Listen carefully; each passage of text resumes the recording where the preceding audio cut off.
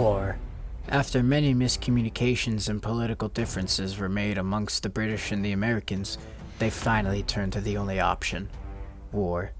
But not every war involved the battlefield with casualties at large. Some involved debates, peaceful talking, and acts of diplomacy, arguably more deadly than the physical aspect, since words also do have an impact on people's perspectives. The American Revolution had many examples of debate and diplomacy used before turning to physical action, which involved many failed solutions, such as the Stamp Act, the Sugar Act, and the Boston Tea Party. This is how the American Revolution is related to debate and diplomacy, by Matthew Shelpov.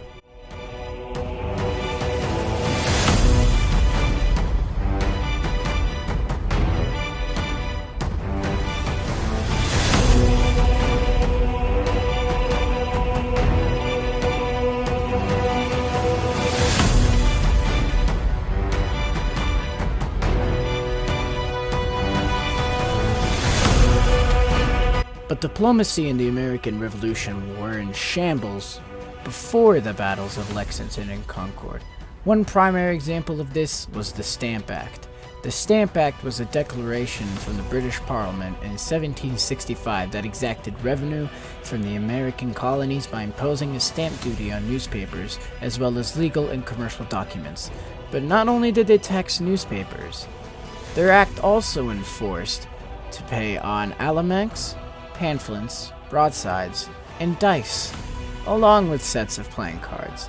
This was enacted to raise money for Britain, which needed money to repair the aftermath of the French and Indian War, also known as the 7 Years' War, which people might refer to that name. But the act ended not long after its release due to most Americans calling for a boycott of British goods, with some organized attacks on the custom houses and homes of the tax collectors.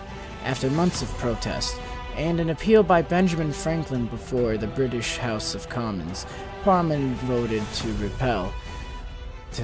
repeal the Stamp Act in March 1766, causing the French to no longer make money off of printing. The Sugar Act. The Stamp Act was a travesty made for the British, but one law that was passed, which was arguably even worse, was the Sugar Act.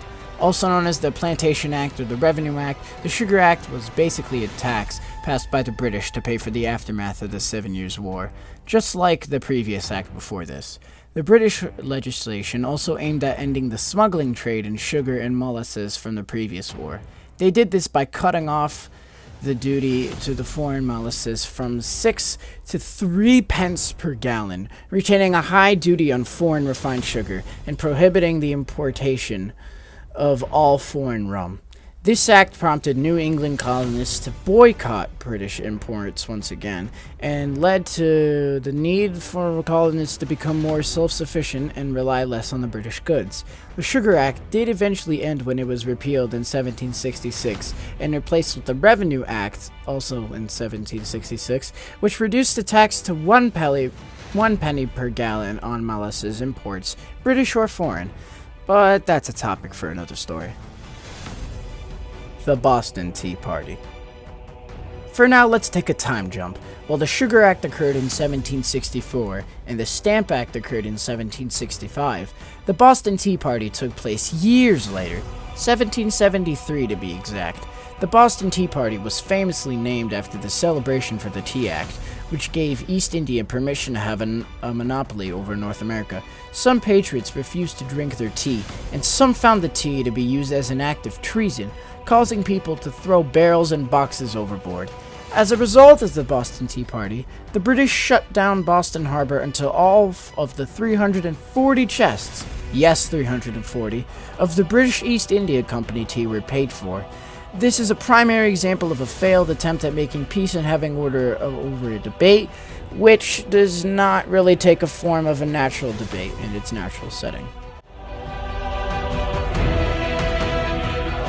Looking back, you may ask yourself, this doesn't touch debating at all. Well, that is because most of these things happen during or after the debates. During the debates, it was just like a normal debate. They just met. It was like a peace treaty almost. And sure, the words were powerful, But what the French did in retaliation to those words were even worse. And that's what led to the battles of Lexington and Concord. The Stamp and Sugar Act was the French's attempt at taking control using the mask of diplomacy, and the Boston Tea Party was shown to be a failed attempt at having a peaceful debate between both sides after so many lives were lost over such a petty thing. So in a way, these topics cover perfectly the question at hand. And this is why the American Revolution is a primary example, if not one of the top 5, of how this touches debate and diplomacy.